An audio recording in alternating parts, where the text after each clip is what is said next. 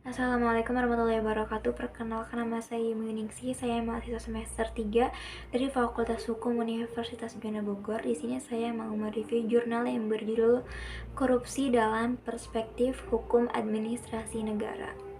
Pembahasannya langsung saja, ya.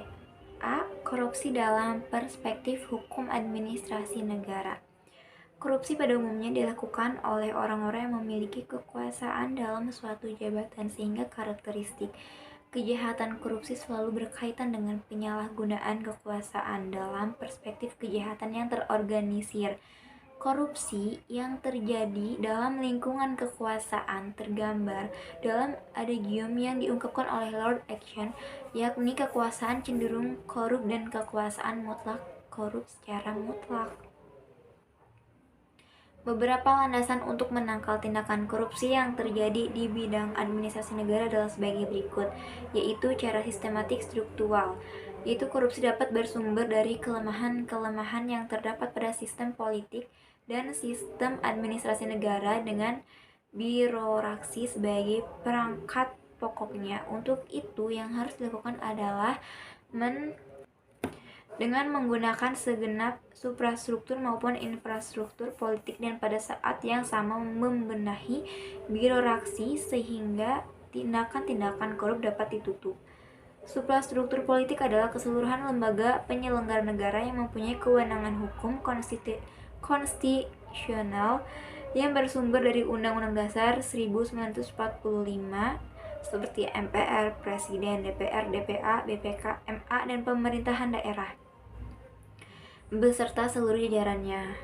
Dengan demikian, aparat pemerintah atau administrasi negara merupakan aparat pelaksana dari suprastruktur politik, sedangkan infrastruktur politik adalah organisasi kekuatan sosial, politik, dan kemasyarakatannya yang tidak mempunyai kewenangan hukum konstitusional tetapi dapat berperan sebagai kelompok penekan.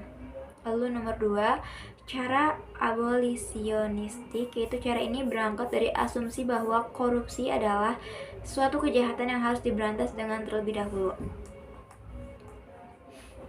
menggali sebab-sebabnya, dan kemudian penanggulangannya diarahkan pada usaha-usaha menghilangkan sebab-sebab tersebut. Oleh karena itu, jalan yang ditempuh dengan mengkaji permasalahan-permasalahan yang tengah dihadapi masyarakat, mempelajari dorongan-dorongan individual yang mengarah ke tindakan korupsi,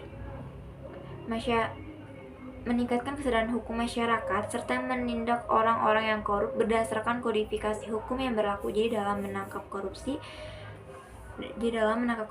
kecuali menggunakan titik tekan metode kuratif, cara ini juga diharapkan menjadi perangkat preventif dengan menggugah ketaatan pada hukum. Hal yang perlu mendapat perhatian dalam hal ini ialah bahwa hukum hendaknya ditegakkan secara konsekuen. Oke, baik, sekian dari saya, kurang lebihnya mohon maaf. Wassalamualaikum warahmatullahi wabarakatuh.